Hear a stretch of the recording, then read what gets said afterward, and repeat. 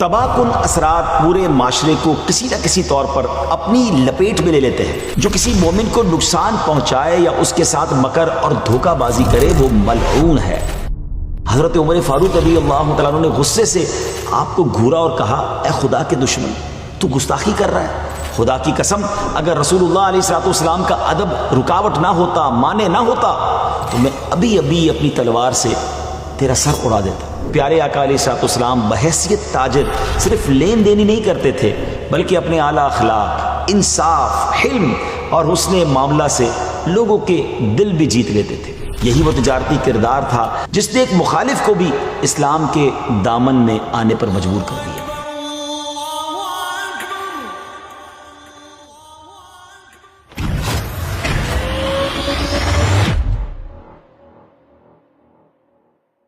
آج کے ایپیسوڈ میں ہم پیارے آقا علیہ الصلوۃ والسلام کی سیرت کو بحیثیت تاجر ڈسکس کریں گے۔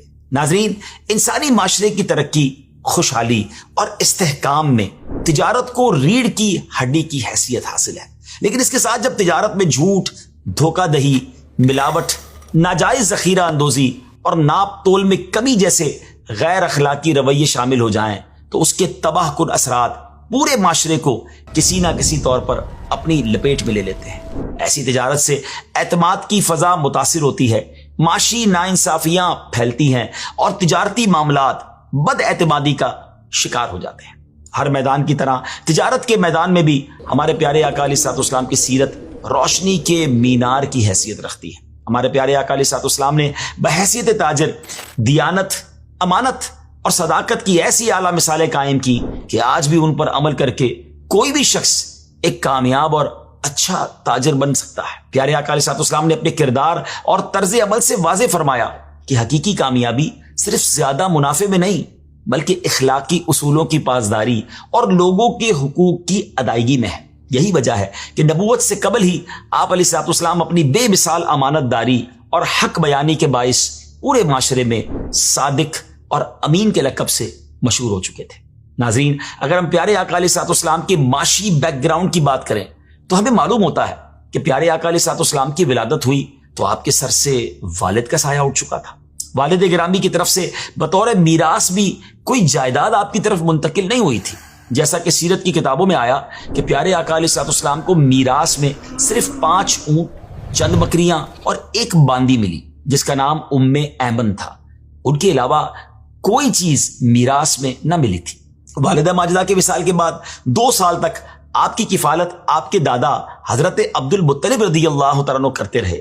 کہ جب حضرت عبد المطلب بھی اس دنیا سے رخصت ہو گئے تو آپ کے چچا ابو طالب نے آپ کی کفالت اپنے ذمے لے لی۔ ابو طالب نے نہایتی ذوق و شوق اور محبت سے آپ کی پرورش کی۔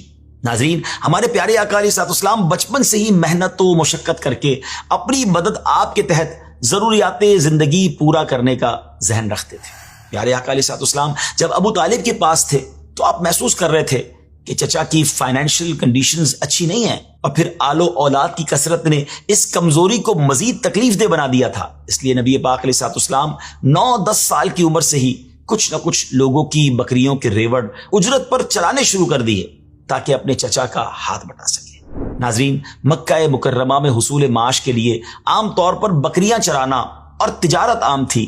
چنانچہ نبی کریم علیہ الصلوۃ والسلام نے اپنی معاشی زندگی کا آغاز بکریاں چرانے سے کیا، پھر بعد میں آپ نے تجارت کا پیشہ بھی اختیار کیا اور پیارے آقا علیہ الصلوۃ والسلام نے تجارتی سفر بھی کیے۔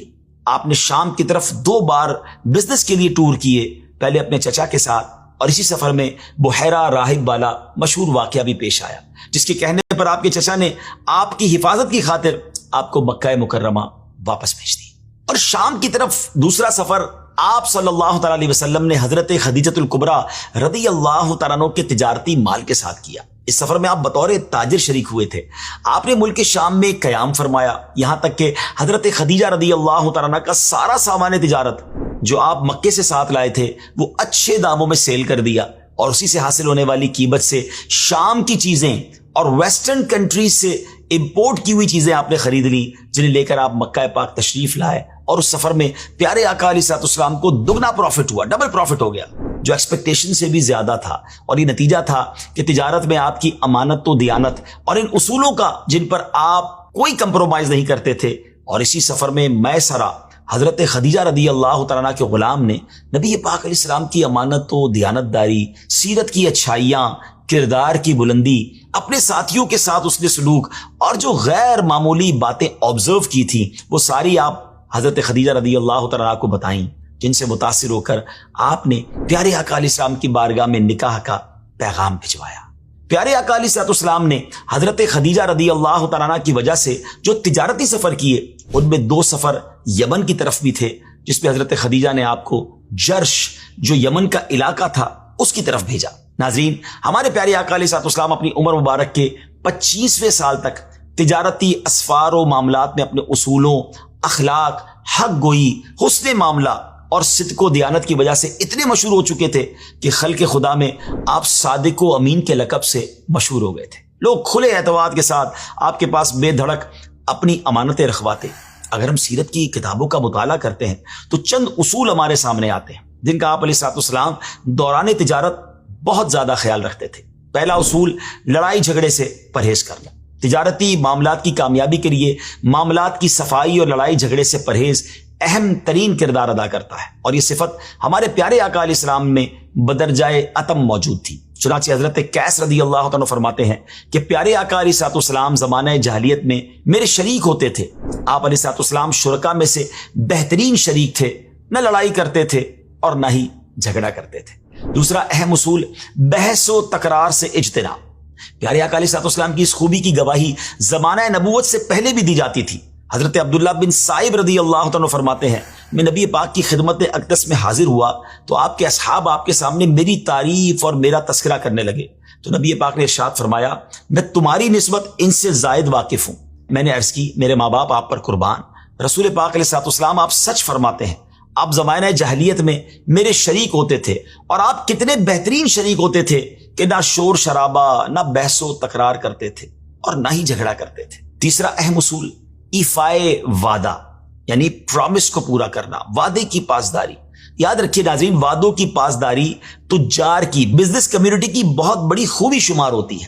ہمارے پیارے آقا کے نزدیک اس وصف کی کیا اہمیت تھی، اس کا اندازہ حضرت عبداللہ بن ابی حمزہ رضی اللہ تعالیٰ عنہ کی روایت سے لگایا جا سکتا ہے۔ آپ فرماتے ہیں کہ میں نے نبی کریم علیہ السلام کے اعلان نبوت سے پہلے آپ سے ایک چیز خریدی تھی اور اس کی کچھ قیمت میرے ذمے رہ گئی تھی، تو میں نے آپ سے وعدہ کیا تھا کہ میں اسی جگہ آپ کو بقیہ قیمت لا کر دوں گا۔ آپ فرماتے ہیں کہ جب میں اپنے مقام پر گیا تو اس بات کو بھول گیا، پھر مجھے 3 دن کے بعد یاد آیا کہ میں آپ علیہ السلام سے کیا کہہ کر آیا تھا۔ میں اس جگہ جب آیا رقم لے کر جہاں میں نے آنے کا وعدہ کیا تھا، تو آپ فرماتے ہیں جب میں وہاں پہنچا تو کیا دیکھتا ہوں کہ نبی پاک علیہ السلام اسی جگہ موجود ہیں جہاں سے آپ نے وہاں ٹھہرنے کا جو مجھ سے آپ نے فرمایا تھا۔ اور پھر کیا فرمایا، اے جوان، تو نے مجھے زحمت میں ڈال دیا، میں اس جگہ 3 دن سے تیرا انتظار کر رہا ہوں۔ پرومس جو تھا نا کہ میں یہیں کھڑا ہوں، میں یہیں موجود ہوں، تم رقم لے آؤ۔ نبی پاک 3 دن تک وہاں جلوہ فرما رہے ہیں۔ ناظرین، ہمارے پیارے آقا علیہ السلام کے نزدیک تجارت ایک بہت بڑی ذمہ داری تھی جسے آپ نے عدل و انصاف کے اصولوں کے تحت نبھایا۔ نبی پاک علیہ السلام صرف اچھے تاجر نہیں تھے بلکہ آپ نے تجارت کے اصول بھی بنائے اور امت کو سکھائے بھی۔ آپ کے تجارتی اصول نہ صرف درستگی اور سچائی پر مبنی تھے بلکہ انسانیت اور انصاف کی بلندیوں کو چھونے والے بھی تھے۔ ہم بریفلی ان پرنسپلز کے بارے میں آئیے کچھ جانتے ہیں۔ ایک مرتبہ پیارے آقا علیہ السلام غلے یعنی کھانے کے ایک ڈھیر کے پاس سے گزرے اور آپ نے اپنا ہاتھ مبارک اس ڈھیر میں ڈالا تو انگلیوں پر کچھ تری محسوس ہوئی، تو آپ نے دکاندار سے اس کے بارے میں پوچھا کہ یہ کیا ہے، تو اس نے جواب دیا، یا رسول اللہ علیہ السلام، اس ڈھیر پر بارش ہو گئی تھی۔ آپ نے ارشاد فرمایا، پھر تم نے بھیگے ہوئے غلے کو اوپر کیوں نہیں رکھ دیا کہ لوگ اسے دیکھ لیتے؟ اور فرمایا، جو شخص دھوکہ دے وہ ہم میں سے نہیں۔ امیر المومنین حضرت ابوبکر صدیق رضی اللہ عنہ سے روایت ہے کہ نبی کریم علیہ السلام نے ارشاد فرمایا، جو کسی مومن کو نقصان پہنچائے یا اس کے ساتھ مکر اور دھوکہ بازی کرے وہ ملعون ہے۔ تاجر اپنی خراب چیز کو اس کا عیب بتائے بغیر بیچے، یہ جائز نہیں۔ ایسے لوگوں کے بارے میں آپ نے ارشاد فرمایا، جس نے عیب والی چیز بیچی اور اس کو ظاہر نہ کیا وہ ہمیشہ اللہ پاک کی ناراضی میں ہے اور فرشتے ہمیشہ اس پر لعنت کرتے ہیں۔ ناظرین، جہاں پیارے آقا علیہ السلام نے تجارت کے بہت سے اصول سکھائے، وہیں زمانہ جاہلیت کی خرید و فروخت میں پائی جانے والی خرابیوں کو بھی دور فرمایا۔ آپ نے ارشاد فرمایا کہ جو غلہ خریدے تو اس پر قبضہ کیے بغیر آگے نہ بیچے، زمانہ جاہلیت میں تجارت میں پائی جانے والی خرابیوں میں سب سے بڑی برائی جو رائج تھی وہ سودی کاروبار تھا۔ اس کے بارے میں قرآن میں سورہ بقرہ کی آیت نمبر 276 میں فرمایا، اللہ فرماتا ہے اللہ سود کو مٹاتا ہے اور صدقات کو بڑھاتا ہے۔ پیارے آقا علیہ الصلوۃ والسلام نے سود کے لین دین کے حوالے سے سختی سے منع فرمایا۔ مسلم شریف کی حدیث میں ہے کہ نبی پاک علیہ الصلوۃ والسلام نے سود دینے والے، لینے والے، اس کے کاغذات تیار کرنے والے اور اس کے گواہوں پر لعنت فرمائی اور فرمایا کہ وہ سب کے سب گناہ میں برابر ہیں۔ پیارے آقا علیہ الصلوۃ والسلام کی حدیث مبارکہ ہے، خریدنے اور بیچنے والے اگر سچ بولیں اور معاملہ واضح کر دیں تو ان کی خرید و فروخت میں برکت ڈال دی جاتی ہے، اور اگر وہ دونوں کوئی بات چھپا لیں اور جھوٹ بولیں تو اس سے برکت اٹھا لی جاتی ہے۔ ایک اور مقام پر فرمایا سچا اور دیانت دار تاجر جنت میں انبیاء، صدیقین اور شہداء کے ساتھ۔ یہ بھی آپ کا فرمان ہے کہ تمام کمائیوں میں زیادہ پاکیزہ ان تاجروں کی کمائی ہے کہ جب وہ بات کریں تو جھوٹ نہ بولیں، جب ان کے پاس امانت رکھی جائے تو خیانت نہ کریں، جب وعدہ کریں تو اس کا خلاف نہ کریں، اور جب کسی چیز کو خریدیں تو اس کی برائی نہ کریں، اور جب اپنی چیز بیچیں تو اس کی تعریف میں حد سے نہ بڑھیں، اور ان پر کسی کا مال ذمے ہو تو دینے میں ڈھیل نہ ڈالیں، اور جب ان کا مال کسی پر آتا ہو تو سختی نہ کریں۔ ناظرین، میں سمجھتا ہوں کہ یہ جو آخری حدیث میں نے بیان کی ہے نا، یہ سمجھ لیں کہ کاروبار کے سنہرے اصول ہیں، یعنی صرف اسی پر عمل کر لیا جائے تو شاندار کاروبار بھی ہو سکتا ہے، اور تاجر دنیا میں بھی کامیابی حاصل کر سکتا ہے اور آخرت میں بھی۔ اللہ پاک ہمیں پیارے آقا علیہ الصلوۃ والسلام کی سیرت مبارکہ کو اپناتے ہوئے تجارت کرنے کی توفیق عطا فرمائے۔ کیا شان ہے میرے آقا کی، جس موضوع پر بات کریں میرے آقا اس میں باکمال ہے، کیونکہ ایسا تجھے خالق نے طرح دار بنایا، یوسف کو تیرا طالب دیدار بنایا۔ سچ بات ہے، جیسے میرے سرکار ہے ایسا نہیں کوئی۔ اپنی دعاؤں میں یاد رکھیے گا، انشاءاللہ اگلے ایپیسوڈ میں پھر آپ سے ملاقات ہوگی۔ یہ جو سیریز ہم نے کی ہے اس کی ایک نیت یہ ہے کہ نبی پاک علیہ الصلوۃ والسلام سے محبت میں اضافہ ہو، آپ کی سیرت کے بارے میں ہم سب جانیں۔ تو پلیز اس ویب سیریز کو دیکھیں بھی، اپنی فیملی کو بھی دکھائیں، اور اپنے دوستوں کے ساتھ، دیگر اسلامی بھائیوں کے ساتھ اسے شیئر بھی کریں۔ اپنی دعاؤں میں بھی ہمیں یاد رکھیں۔